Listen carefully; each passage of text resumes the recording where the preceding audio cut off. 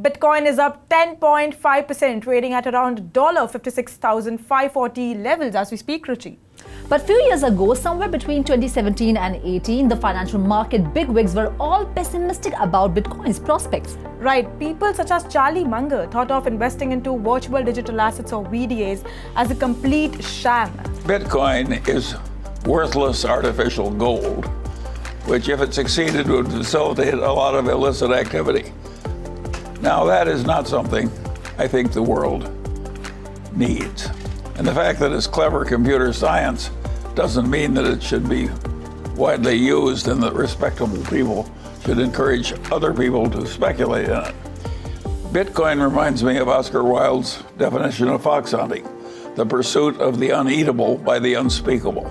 Charlie was not the only one vocal against Bitcoin. Right, Jamie Dimon of JP Morgan told CNBC recently that it has no use case, although he was all gung-ho about blockchain technology. Cryptocurrencies, there are two types. There's a cryptocurrency which might actually do something. Think of a cryptocurrency as an embedded smart contract in it, and that we can use it to buy and sell real estate and move data. That may have value. The idea of tokenizing. Tokenizing things that you do something with. And then there's one which does nothing. I call it the pet rock, the Bitcoin or something like that. And so on the Bitcoin, there's, first of all, and I'm not trying to make a joke here. There are use cases. AML, fraud, anti-money laundering, tax avoidance, sex trafficking. Those are real use cases, and you see it being used for hundreds, maybe $50, $100 billion a year for that. Blockchain is real, it's a technology. We use it, it's going to move money, it's going to move data, it's efficient. We've been talking about that for 12 years too, and it's very small. The grand old cryptocurrency hit an all-time high of $69,000 in November 2021, driven largely by speculative trade. After that, it went upside down. The pessimism was triggered by Terra Luna's collapse. The implosion of FTX in 2022 triggered huge liquidation pressure and resulted into what is known as winter season. Bitcoin came crumbling down to near $15,000 to $16,000 level in October-November 2022.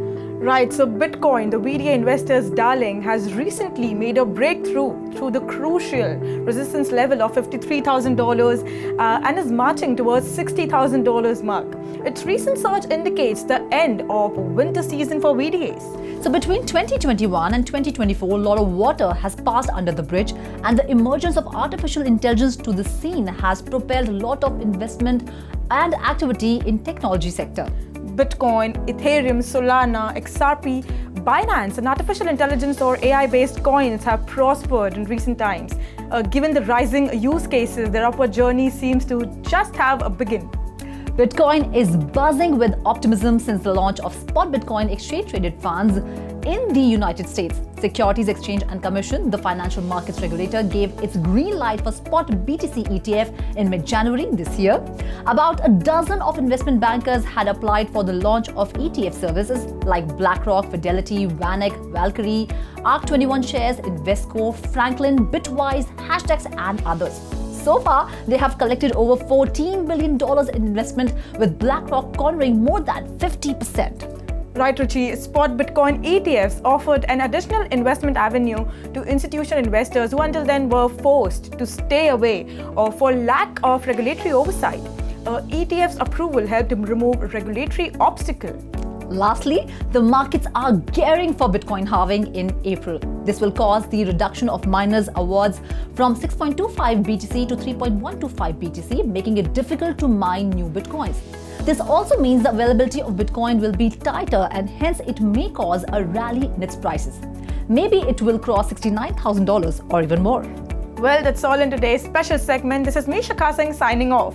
And this is me, Ruchi Sharma, signing off. Do like, share and subscribe to 3.2TV. And for more information and stories, log on to our website www.3.tv.io or scan the QR code.